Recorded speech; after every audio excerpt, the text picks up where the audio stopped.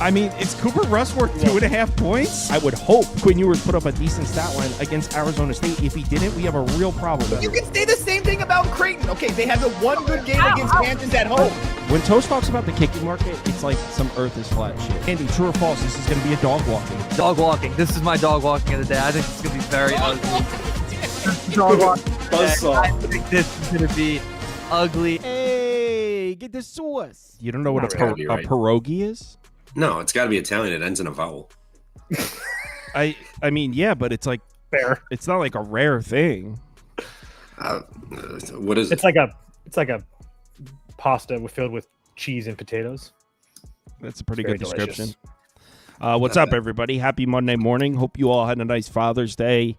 U.S. Open got caught in the rain, but dude ended up sinking a 64-footer to clinch it. That was awesome. I didn't place any baseball bets today. So that was the first time in a long time I haven't done that. And it feels like I haven't done a live stream in like weeks. Isn't that weird? My wife said that weird. She's like, you feel like you haven't worked in like 2 days. I know. I know.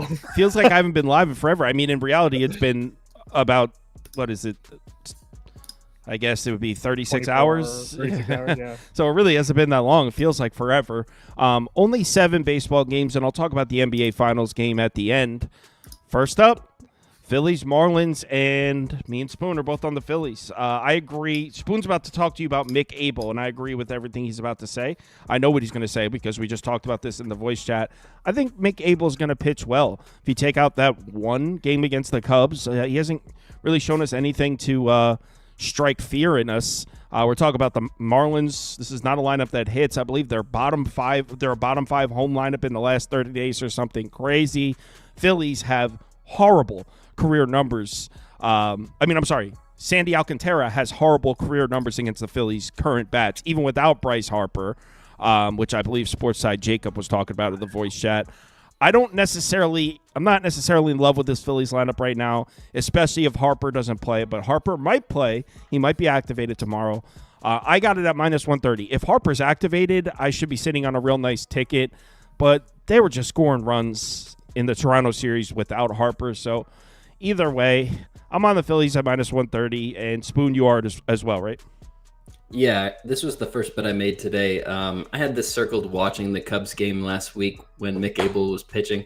I thought he pitched really well. You had the wind blowing out. He gave up a few solo shots, and I think a lot of people are going to make a big deal about he's got hit by the Cubs. But this is a guy that's pitched really well in his first 2 outings. Granted, not the best offenses, but this is the Marlins offense, so I think that plays really well here. He's got 5 pitches. This is a guy that spent some time in the minors. He had a little issues between AA and AAA, and a lot of guys do. You change baseballs, it has different seams on it, and they asked him to add a slider, and that slider has made a big difference in his ability to pitch to both sides of the plate. I think this is a guy that we're going to have a lot of opportunities to back over the course of his career. I think right here versus the Marlins at -130, I think you're getting a ton of value just because Sandy's on the other side, and you got a rookie that a lot of people don't know about. You just touched on it, but tomorrow's the first day that Bryce Harper is eligible to come off the IL. If you're somebody looking for CLV, you're not going to beat it any better than guessing an injury. Probably not going to be the first day back. I feel like there'd be more reports saying that he'd be back tomorrow, but I'm not going to rule it out as a possibility. I really just think the Phillies offense by themselves can get to this Marlins team. The bullpen is in a bad situation. All of their good arms have been used in the last few days. I think Phillies they have a lot of different avenues to get the victory here. And Mick Abel is a guy that I want to back a lot. So I'm going to do it today. Yeah, I'm with you, -130. And I just pulled up the numbers. In the last 2 weeks, Marlins bottom 5 at home, not last 30 days, last 14 days. In the last 14 days, they're bottom 5 against right-handed pitching. They have gotten to a couple of starters here and there, but just like Spoon said, we should have the pretty serious advantage in the late innings, and it's crazy saying that with the Phillies bullpen, but the Marlins bullpen is unreliable, and the Marlins have been the worst lineup in baseball, hitting opposing bullpens as well. So we should have the advantage in the late innings as well. The whole world's probably going to be on Philadelphia. Hopefully, Bryce Harper is activated. That might be a little bit of a thin request, but hopefully Bryce Harper's activated. This number closes at -145. We're holding the valuable ticket at first pitch. What about TV Jones? Yeah, I grabbed Phillies minus 127 too. Everything Spoon said, just retweet. But the Marlins are also like, I think they have like 5 or 6 wins on like a game one of a series, not to mention they're traveling now. And Sandy, yes, he had a really good game last outing, 0 earned, 6 innings. But I mean, other than that, it's been horrible. So I mean, like if he's found something and fixed it, so be it. And if he's going to do it against Philly, cool. I mean, you went over the numbers versus lefties, a 179 whip, just terrible. And then you're going to have 4, and then if Harper starts, that's going to be 5 lefties in the lineup too. We know about Miami at the park just being able to score runs, so I'm going to trust the Phillies and Mick Abel at this price over Sandy in this offense, to be honest. And minus 127 was an affordable price to back them. All right, let me get the button ready. Toast, are you taking the Marlins? Yeah, I'll be on the Marlins tomorrow. Going to be waiting on to see if going to be waiting to see what this number is. But you guys negated to mention that when Sandy has pitched at home versus this Phillies lineup, he's been nearly dominant. So that's a big plus in my direction. I don't really worry about Miami coming home from the road trip. They stayed on the East Coast the whole time, so they're not having to change time zones or anything like that. It's really not a short flight from Washington. I will give you that Sandy has looked good against Pittsburgh and Colorado. He should. I also will give you that I think that Philly's offense is kind of close to those two teams, especially when they're not aided by the great weather and in the bank of Philadelphia. So if their offense can produce on the road, I'll take it. But I felt this line was pretty damn low. I mean, I don't think that Sandy Alcantara is getting any respect from the markets right now, the way that he's pitched this year. So does he deserve any? No, that's my point, though. That's why is this number so low? If the Phillies are so good and Mick Abel's been pitching so good and Sandy's been so bad. He hasn't been pitching so good. He just got rocked. He got okay. He gave up 3 runs in 4 innings against one of the best teams in baseball. Okay. So anyway, yeah, I like Miami tomorrow. Their bullpen, another main bullpen arms went today either, so they should be fine. Not to mention, as Kyle said, that the world's going to be on the Phillies. So we'll see what this price number is, but yeah, we'll see. Yeah, I mean, I still think in terms of the market, Sandy Alcantara would probably be evaluated slightly better than Mick Abel on the sheer fact that he's so brand new. And we're talking about the Phillies with no Bryce Harper. We'll see. I hope this closes at minus 145, but we'll see. All right, next up, Rockies Nats. Man, I don't know. Toast, you want to talk about that? I mean, are the Rockies hot? I mean, for me, it's really simple. In what world are the Nationals minus 200 favorites? Even if Jake Irvin pitches really good at home, like that's as simple as me. It would only be Rockies or pass. I mean, Washington hasn't looked good for a while now. I mean, that offense is just absolutely pitiful at this point. So, I've tried to give Washington's a little bit of leash, but I just can't get there. So I'm not going to bet this game, but over my dead body would I pay this price for the Nationals. It is a crazy price. To pay minus 200 with Washington is crazy, and Jake Irvin really hasn't been good this year at all. In fact, like if you put a gun to my head, Carson Palmquist or Jake Irvin, it's like, nah, obviously it's Jake Irvin, but I'm saying like he really hasn't pitched all that well this season. He's been decent. He's been decent at home. That's where I guess that's where you get the price from, I guess, but it's still like absolutely ridiculous. I mean, you got the Rockies coming from Atlanta too. Atlanta to DC is not that grueling of a travel spot. This Rockies team, man, what's their record? 2-2 in their last 4. You can pull up Jake Irvin's splits. I mean, that's another thing. The Rockies are righty loaded. They don't have any lefties. I mean, again, okay. I'm not betting this game, but I mean, I understand why Washington's a favorite, but again, regardless of how you look at it, the price is ridiculous. There's the splits he's talking about. The Rockies don't have a ton of lefties to take advantage of that. I think they have 1, maybe 2. What does TV Jones think? Yeah, it was going to be an under for me. Disgusting backing an under with Colorado, but Colorado's offense, take them out of Denver, they're kind of just whatever at best. I know they've been hitting a lot better lately for what they've been doing, but regardless, Washington isn't hitting either. They're struggling. Jake Irvin, I think, is going to bounce back pretty nice in this one with a great matchup against Colorado, but I don't want minus 200 like Toast. That's crazy with the Nats team that's really struggling offensively right now. So it's going to be like overcast, going to have wind blowing in.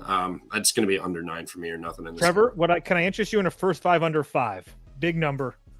Actually, yes. Switch me to that. Then now I can avoid the bullpens. Yes, I will play. I will party with you on that one if you don't mind. Let's rock. First 5 under 5. I'll just put minus 110 up, but that I didn't verify that. It's minus 115. Minus 115. All right. So before I pass the ball to Spoon here, I want to point something out.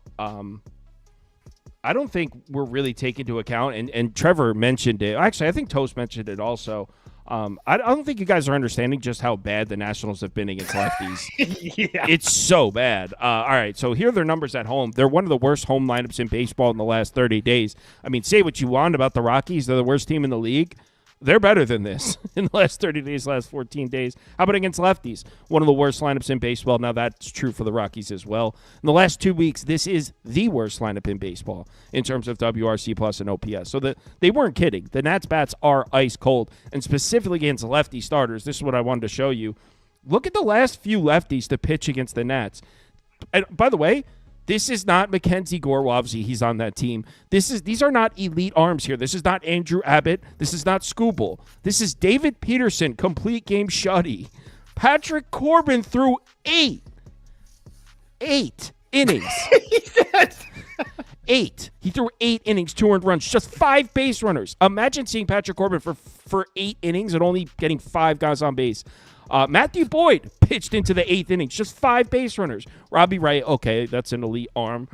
Then you get back here, you get back into mid-May, and yeah, they were hitting lefties a little bit, but this team is not sniffing left-handed pitching. I think it sounds crazy, but it's only Rockies, right? Yeah, one other thing. Yeah, I agree with that. One other thing, since the first of this month, the Nationals have scored over 3 runs 2 times, a 4 and a 9 since 6-1. So this lefties, righties, it doesn't really matter. Trevor could be on the mound. This team's getting blanked. And last but not least, we passed the rock to Spoon. I don't even remember what you said about this game, Spoon. Yeah, I never have a really strong take on a Rockies game. Every time I want to bet them, I just get scared off because I look at it and the Rockies they're a terrible team. But one thing you can say is these bats have been hot recently. It's over a short sample size, but they're swinging the bats. I like the plus 1.5. I'm not trying to get involved with a money line here. Like you said, the Nats don't score runs. I think the Rockies can get a run or 2 off Irvin, and this bullpen leaves nobody with any sort of confidence in them. Every time they come out, it's very nervous if you have a money line with the Nationals. So this is a spot for me where you can get a plus 1.5. Live betting the Rockies with their big totals, like these bats, they have a little bit of no quit in them. I kind of like them. I'm not gonna actually go to the window with this one, but it'd be Rockies 1.5 for me. You can't. Someone said it in the comments. I think it was sports scientist Jacob saying, "What about a Washington team total under?" I don't think that's a bad look. I mean, in all likelihood, they're probably not going to be batting in the bottom of the 9th. They're minus 200 favorites. It's 4.5 plus 116. What do you think about that? That means you need the Nats to get to 5 runs in 8 innings of baseball, most likely. What do we think about that? I don't understand why you're getting plus 116. And I mean, I guess it's 105 in some books. Jesus, I'm taking it. Smaller bet. I was going to say at plus 116 on a small bet. I mean, what do you have to lose right now? I mean, really? I mean, if they... Yeah, I'm taking it right now. And it's not... And honestly, if we're being honest, and I'm not like trying to help Sauce make a bet, but I mean, if you look at who Palmquist has pitched against, he's pitched against really good teams: Phillies, Arizona, the Cubs, the Mets, San Francisco. All those teams are in like essentially first place in their division, or were at the time, besides Arizona. Womp. So and he has better numbers versus lefties. Yeah. I just took it. I already played the under 5, so I'm good. But yeah. Let me just share it. I with like the that group too. real quick. That under's in jeopardy, bro. And the Rocks are swinging hot bats right now. I was in. Yeah, I'm worried about them scoring against Bryce freaking Elder. Get out. So I'm going to put it on the screen. I'll type it up 1 second just so everyone can see. Nats team total under 4.5 plus 116. And another thing to the Rockies' point, their bullpen, who is bad, also is a little bit better on the road regardless because they're not pitching in Coors, just in general. So just another little tiny nod to the Rocks. So I actually did place that Nats team total under. I actually got plus 114. It was there. I think there is a plus 116 out there, or maybe not. When I went to grab it, it's moved to plus 114, and I said screw it and just took it anyway. So They're watching. yeah, they're tuned in to this razor sharp program. Next up, Angels Yankees. A lot of differing opinions here. So I can see. Well, oh, that's right. I got to pull up the sheet. With Yeah, I'm everyone's curious because I went back and forth on this one. Well, originally someone took the mic, and I'm pretty sure it was Adam's Digest, and he gave like a strong take on an over 8.5. That's kind of where I was kind of leaning to. Really? I kind of am more on Spoon's side, leaning towards the under, but specifically, I think the way I feel about this game is I think Schmidt's going to deal. You guys know I like Clark Schmidt at home in Yankee Stadium, and I know the splits don't really tell that story this season, but over the course of the last couple of years, you know that if you've been watching this show. this sauce is like favorite Dude, spot for the Yankees. I'm with Schmitty at home. Schmidt loves the Bronx. It's true. And I'll pull it up to what I'm looking at though specifically. Like I said, Schmidt's numbers at home this year doesn't really tell that story. But so you got Schmidt. Yeah, you got Schmidt at home. What is Schmidt struggling with this year? Lefty bats, 337 WOBA, 445 xFIP. Angels don't have many lefties, so you got Schmidt at home where I like to bet him. Again, the numbers don't really tell the story. That's like a personal preference because I've won bets on him in the past in Yankee Stadium. But, I mean, let's be honest. This Angels lineup is coming back down to earth. In the last 14 days, this is a bottom 10 lineup. So 18th at WRC plus against right-handed pitching. Yeah, they're the best road lineup in baseball in the last 30 days, but all of it happened like a 5-day stretch where they scored like 65 runs over 5 games. This Angels lineup is coming back down to earth. I think Schmidt's going to deal. So I don't have a bet. I just want to add that, and I'm going to pass it to Spoon, who I think kind of agrees with me because he was leaning towards the under, right, Spoon? So I think if you look at the weather in this game, Yankee Stadium is modeled at plus 0% runs, which isn't a huge deal, but the temperature is going to be pretty low in New York tomorrow. In the 60s, I see wind blowing in.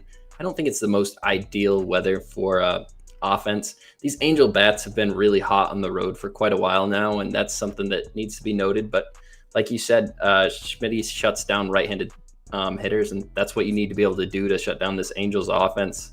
Soriano is a guy that I probably overvalue most of the time I see him on the mound, and I think these Yankees bats are kind of in a slump right now. You look at their last few games out there, haven't got a run up against some mediocre pitchers. I think this is a spot where an under could be live, and I think a lot of people are going to really want to get on this over with the way these offenses have played. I don't know. The pieces in the Yankees bullpen aren't there. I wish Weaver was back there. This isn't a bet I've actually gone to the window with, but I got to lean to the under. I agree. I just am less inclined. I'm with you for the Schmitty part. The Soriano against the Yankees bats, I'm going to need more than a coin. You don't know what you're going to get. I think I know what I'm going to get. I think he's going to get smashed coming off the sweep of the Red Sox. This team's pissed, and this Yankees team, they have their ups and downs, and they usually switch from up to down and down to up violently and in a hurry.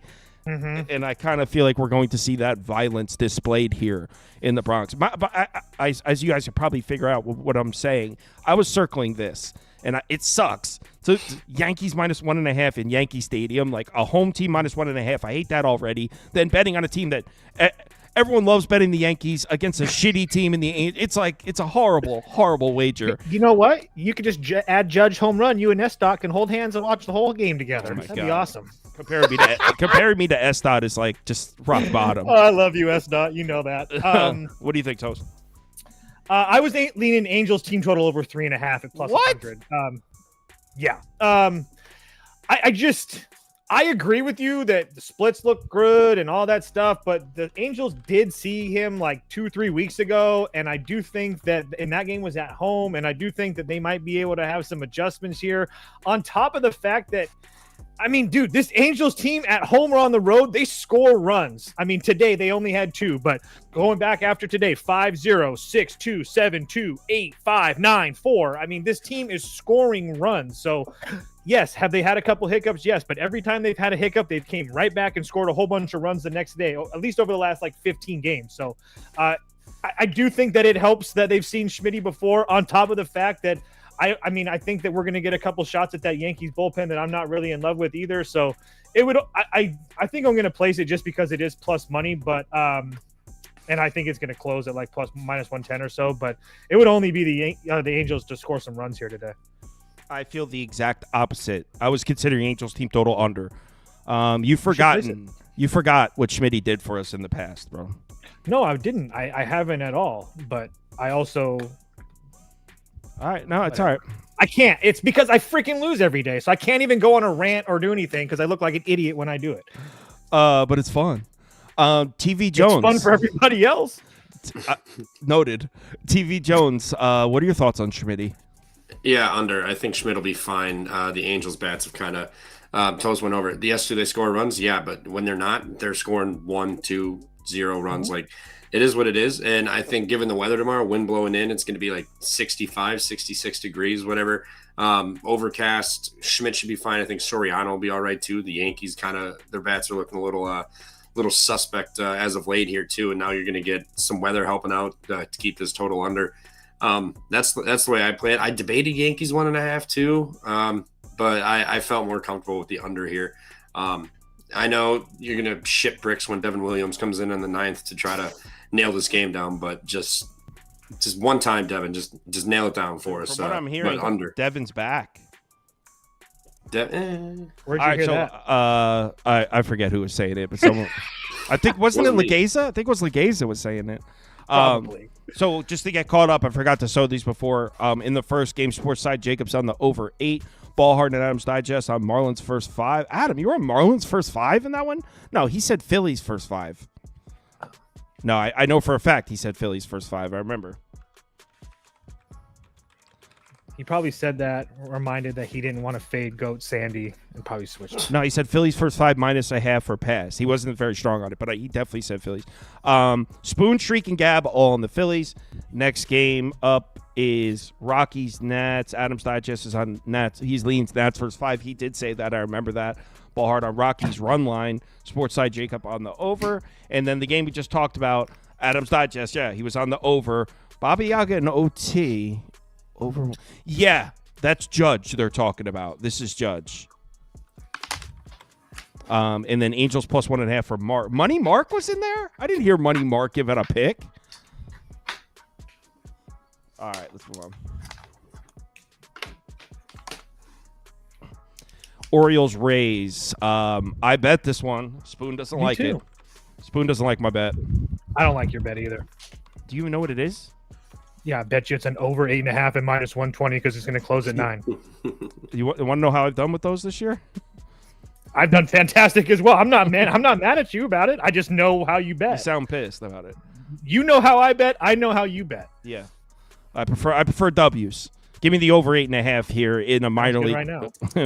Give me over 8.5. Oh, it's mostly 9. If you look, you might be able to still find 8.5. I got over 8.5 at minus 120. Eflin returns to pitch against the Rays. Now he hasn't been there in a couple of years. They're not even in the same ballpark. That's more tongue-in-cheek. I don't think that means anything. But I don't trust Eflin, even though his numbers look pretty good this year. I also, and this is an unpopular take, people like him. I'm not a Pepio guy. That has cost me some money this year, not being a Pepio guy. I think I've lost to him twice already this year. But yeah, 8.5. It's gonna close at 9. So I grabbed it. I'm on the over. I know Spoon is about to say he leans toward the under. Actually, he just didn't like the over. Actually, I don't know if you actually said under on it. Did you? Yeah. So I have a bet in this game. It's on Tampa Bay. So my feeling on that over is that I think this is kind of just a fish you over kind of spot. This is a field that a lot of people are seeing home runs hit on. The public just wants to pile in on this spot. I think ESPN bet hanging that 8.5 is just a fishy thing that I'm not trying to get involved with. I think this is going to be a sneaky under. There's a chance for precipitation in this game.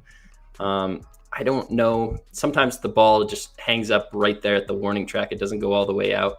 And it plays more offensive friendly during the day. I don't hate your over, Kyle. I see a lot of avenues to see where that could happen. This Baltimore bullpen's terrible. I think Tampa money line's just a better bet. I think Pepio knows how to pitch in this park. He's done it successfully every time this year. He's put his team in a chance to win. If you look at the Rays organization as a whole, they just handle pitchers really well, and that including starting pitchers. And Zach Eflin is a guy that used to pitch for them. They have the book on this guy. They know how to get to him. And this is the first time that Zach Eflin is pitching in this little juice box. There's a lot of reasons that I feel like Pepio can just outpitch him. One of those is that he handles lefties really well. An xFIP under 3.5, a WHIP under 1. And when you're worried about the Baltimore bats, you're worried about the lefties. And I think Pepio is in a better spot to be successful tomorrow. I got the Rays money line -120. I like it a lot. Toast, you're going like this. Does that mean you agree? Yeah, first bet I made today, Rays money line. I mean, it's probably going to be axed now that I'm saying it out loud and on the show. That always happens that way. But the Rays are like the only thing that I keep on getting right. I keep on betting this team, and they just keep on winning baseball games. So 20-10 their last 30, 14-6 their last 27-3 their last 10. Coming off an absolute dismantling of the New York Metropolitans at Citi Field. You hate to see that. But now coming home, again, another one of those situations where they didn't have to change time zones. They all stayed on the East Coast for their series against Boston and the Mets.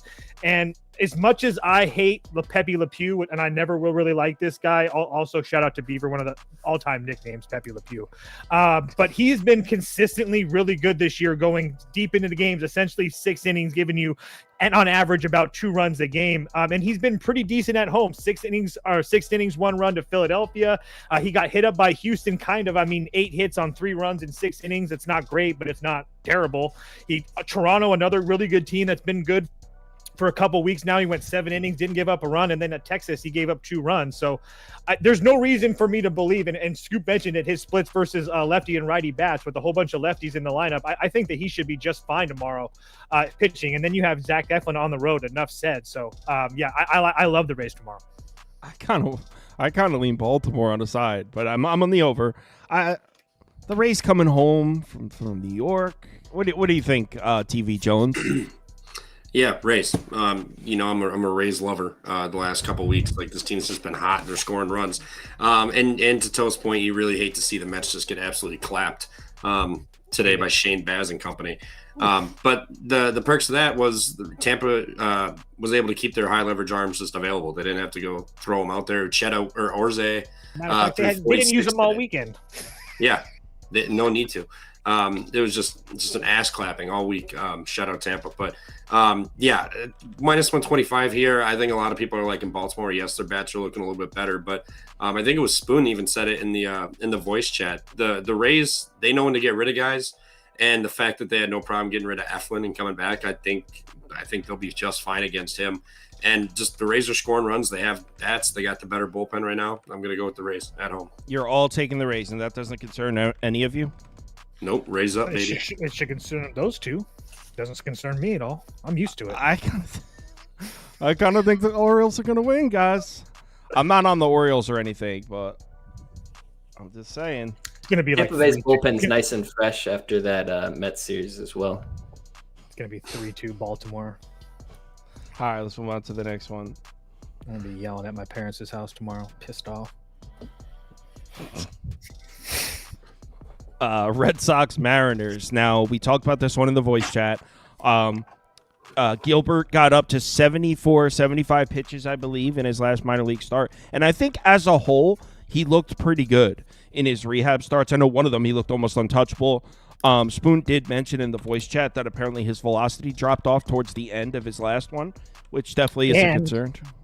And he didn't go pitch another game. He said he felt good after a bullpen session. I don't know what kind of confidence that gives you, but that sounds very confident. He felt good. Yeah, well, everybody feels good in a bullpen.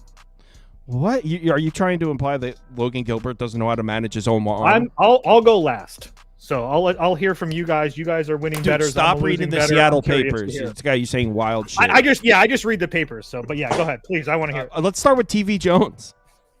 It's under 7.5 for me, and I'm Just, it's Seattle at night. Boston, yes, they traded Devers away. They're on the road. They do play a little bit better, but Seattle's offense, they hit a grand slam today, managed to get 2 other runs the entire game. So outside of that, it's still kind of just same old Seattle offense. But Giolito's been fine. I know he's got absolutely messed up in one game, but he's been fine this year. It is what it is. It sucks we can't just blind fade this guy anymore, but I think he'll be fine. The bullpens will be fine, and honestly, I'm tempted to play Boston here. I know everybody's going to want to play Seattle. Say.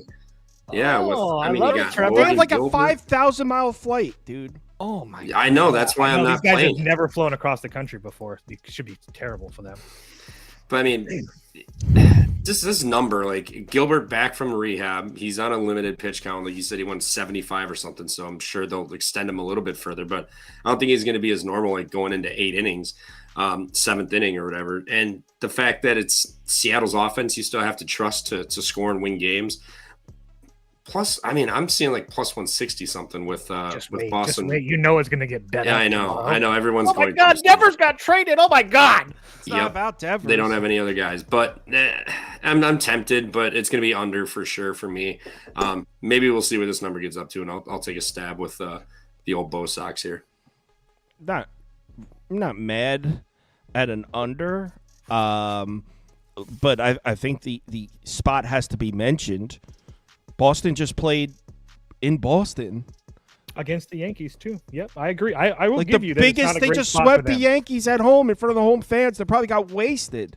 They'll fly across the country. I don't think that happened. I'm pretty sure there was other things happening. And now all of a sudden, we trust Giolito too. I mean, yes. The matter of fact, I do. But I'll go last. Please go ahead. I'm curious to hear your thoughts on this game. I want to hear Spoon's thoughts. Oh, okay. Mine's thoughts is Mariners minus 1.5. 7.5 with a home team. Ouch. So my initial thought was really close to Sauce right there. I was looking at a -1. I think you could build a like minus 119 on the -1. And in a low total game like this, I don't really like to lay that extra run and a half. This is a pitcher-friendly park. But the more I look into this game, it's really on a platter for me to do that. And it's Lucas Giolito. He's not a guy I really trust, but he has shown the ability to pitch well at times. And Boston, I think we're kind of burying the lead here. Obviously, just traded Rafael Devers, so they're not going to have him in the lineup. This is an organization that's got to be kind of feeling weird about that. They just turned the corner, got above 500. They're winning right now, and they just traded their best bat. And maybe this is a situation where this is addition by subtraction, and this team kind of rallies around him, and that's what's going to keep me off Seattle -1. That's what I want to do. Logan Gilbert's a pitcher. I've been waiting for him to come up. I was reading about his last start last week, and it looked like this guy's going to be successful. He's a great arm. When he gets healthy, this is a spot you want to back him, but there's not enough for me to put my money on this. I think it's a little fishy. I think Boston could be live. Yeah, sounds like Toast agrees. Okay, there's a lot going on here. First of all, we have to address the Devers situation. I agree. I agree to a point. It's addition by subtraction. I also, if you're a Red Sox fan, I would pump the brakes on worrying because there's other guys that are way more worth it that you can pay, a la like a Kyle Tucker. Again, my point being is that I think that you're going to be okay losing a guy that can't even play first base or doesn't want to. So I also think that it gives all the guys in that lineup, like the Roman Anthonys, the Christian Campbells, the Marcel Mayers, all a little bit of a bump because now this is kind of like their team. I mean, that guy's gone. Obviously, Bregman's hurt. So for me, you have a bunch of kids that kind of don't really know any better going up against Logan Gilbert, who a lot of them have pretty decent numbers against Mr. Gilbert in his career. I mean, talking about burying the lead, we also can say that Logan Gilbert hasn't really been great against Boston in his career. Nothing like spectacularly bad, but it's nothing really special either. On top of the fact that if there's one guy in the lineup that struggled versus Logan Gilbert, it was Rafael Devers, by far the worst numbers. Guys like Duran, Story, Connor Wong, Cedane Rafaela, Romy Gonzalez. Romy Gonzalez is only 2 at bats. But again, all these guys are short sample size guys, but really have hit Logan Gilbert well. As far as Logan Gilbert concerned, I love Logan Gilbert. He's one of those guys in that Seattle pitching staff. You know, you've heard me talk about him for years now, but I don't really love the fact, and I'll get the quote right now from, me in the Seattle papers, quote, after sparking some concern with his fastball velocity dropping in the later innings of his second appearance on June 4th, Gilbert ended his rehab assignment strong with 5 shutout innings on Tuesday. He allowed just 1 run on 72 pitches. It's just one of those situations where, and that thing with the 5 shutout innings was more or less like a bullpen, like a rehab assignment. Like, it's not him pitching in the major league. So if he's only going maybe 4 innings in the minor leagues, I just feel like if you're asking a lot from him ramped up against a Boston team that is kind of playing well right now. So I just don't understand the price. Is Logan Gilbert good? Yes. But again, Giolito's been really good as well. His last 2 road starts, again, not great offenses, but if you consider Seattle a great offense, cool. But on the road at Atlanta, on the road at Kansas City, 11 total innings, only 2 runs. So yes, he got sparked by the Angels and he got sparked by Atlanta, but he came right back and pitched really well against Atlanta. He pitched well against Baltimore. He pitched really well against Tampa Bay, and Tampa Bay is killing everybody right now. So I know that there's this idea out there that Lucas Giolito is so bad, but really, he's actually been pretty damn solid for Boston, besides like a couple starts. So Boston's going to have all their major arms in the bullpen, I think, tomorrow. Besides, I think Garrett Whitlock's going to be on 2 of the last 3 days. But besides that, they should be good to go. I just think this is a ridiculous price you're going to be paying to get, I don't know, maybe 4 innings out of Logan Gilbert max. I just think all the value's on Boston. I'm going to wait, though, because I know this number is going to get bet up. They have a full-rested bullpen, though, and that Mariners bullpen is deep. I agree. But you're still asking him to do 6 innings, not 4. It's just a little bit different for me at a huge price. Mariners are going to smoke Giolito. Hit the button, then.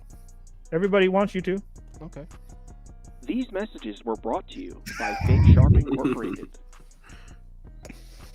All right, let's move on to the next one. Is anything open on here now? It's McCullers. Is it going to be JP Sears or? I thought it was Mitch Spence. It might be. I don't know. I've seen both of them listed. I truly don't know. I wasn't saying. Yeah. Does anyone want to say anything about this one, or should we skip to the last game? McCullers been damn good on the road this year. He gets hit up at home, but on the road he's been lights out. How many starts does he have? 4? He's also I was gonna make a list tonight. There's also a lot of guys that have been really good on the road that come into Oakland, are not a lot, but multiple guys that haven't looked good. So I don't know. Let's just move on to there's a spot for him to get hit up. It would be Oakland too, in that ballpark. All right, Padres Dodgers.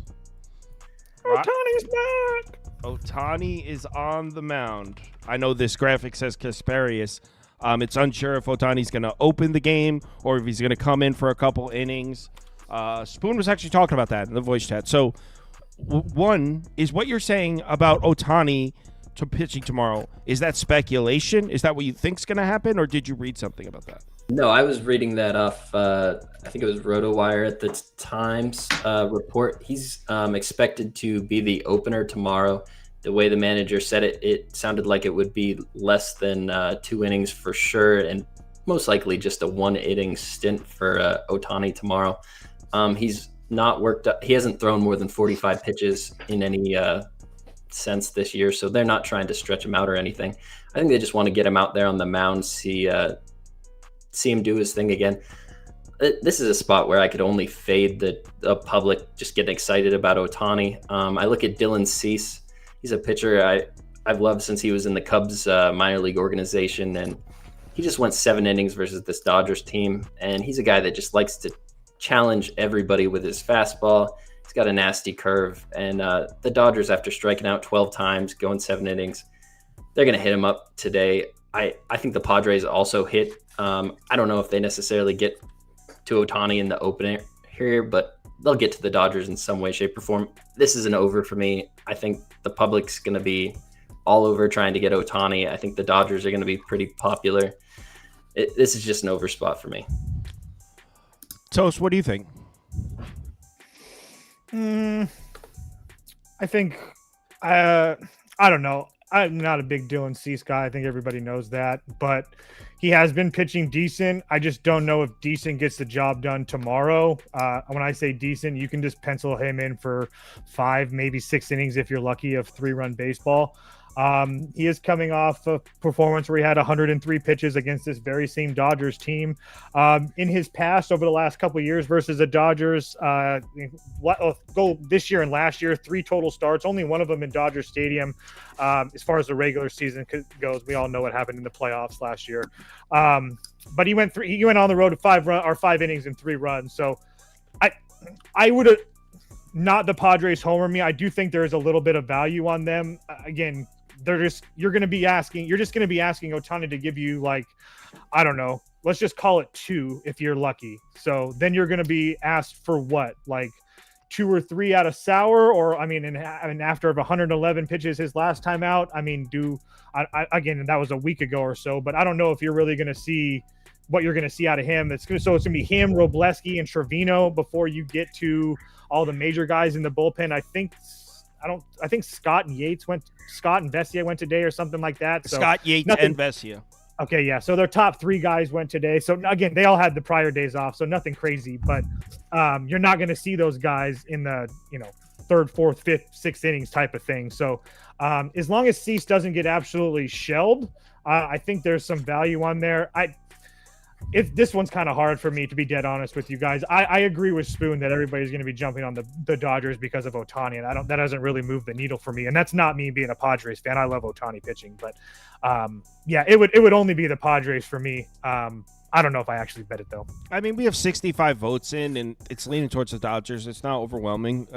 Not that our 66, 67 votes are a huge sample size, but it doesn't seem like everyone's been the dot. What do you think, TV Jones? And somebody said Kasparius. Yes, I if it's going to be Kasparius for a few innings, then sure, that's cool. But I don't. Yeah, we'll see. The Dodgers have a big week ahead of them. I don't think they're going to try to burn him for an extended amount of time. So again, that's just my personal opinion. I haven't heard Dave Roberts say that, but they play the Padres. I think they play the Giants, and then they play the Padres again or something like that. So anyway, what do you think, TV Jones? Yeah, it would be over for me, but I'm betting Machado 2+ bases, plus 120. He's been absolutely raking, especially versus righties. He's got like a 417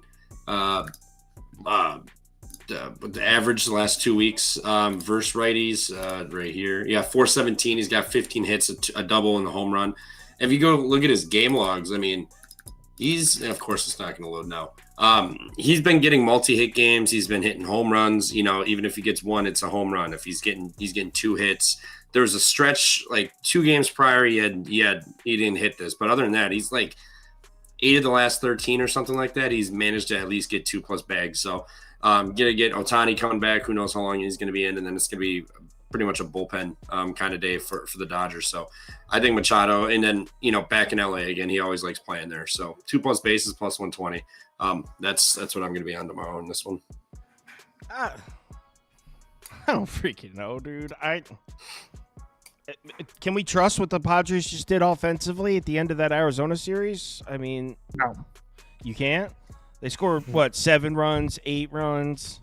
They're like, I'm making a joke, but they're like the Yankees. They score 7 or they score none. That's how it's been for like a week now. So it's just, I guess if you're trying to be super positive, you could say that they're turning the corner. But they scored 7 and 11 against the Dodgers, and then they came back and scored 2-1 the next 2 days, and then got walked off the next one. So I kind of feel like the Dodgers win this comfortably.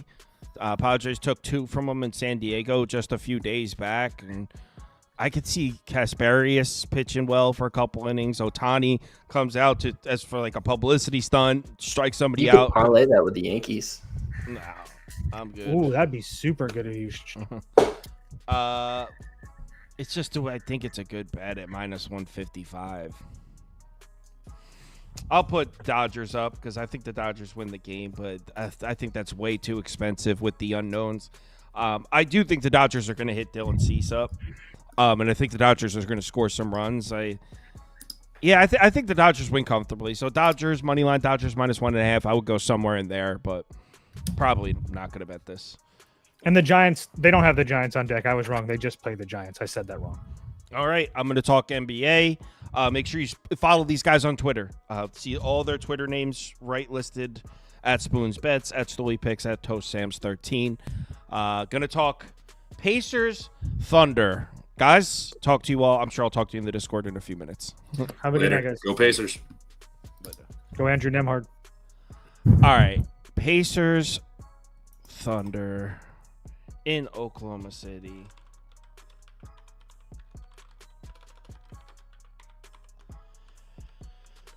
All right. I mean, there's not much to talk about at this point. We're in Game 5. You guys know the matchup. I'm not going to tell you any information you don't already know. I would have lost if I bet the last game because I said Pacers +6.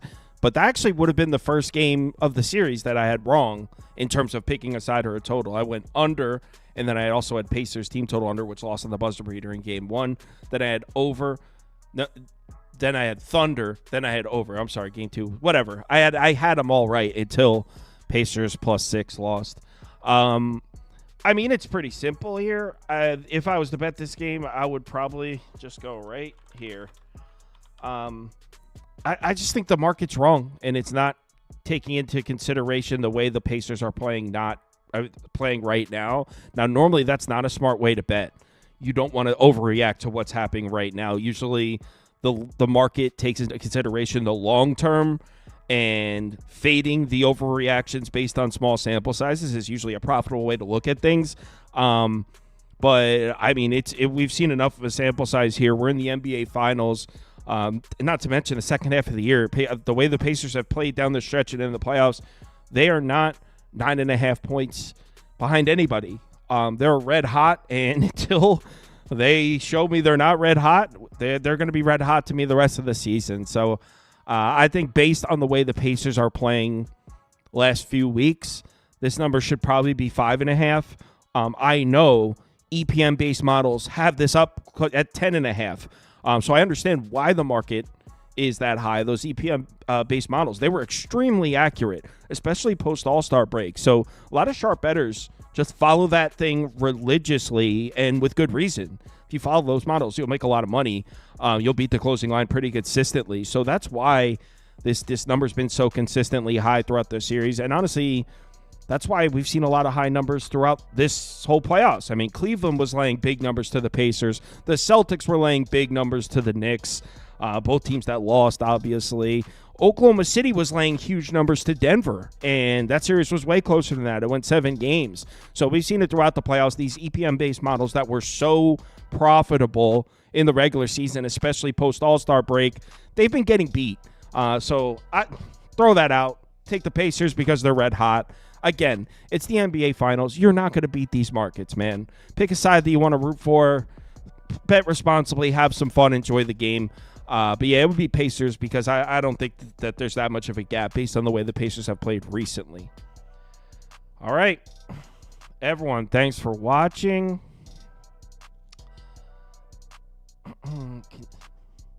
Appreciate it, Dusty Bottoms.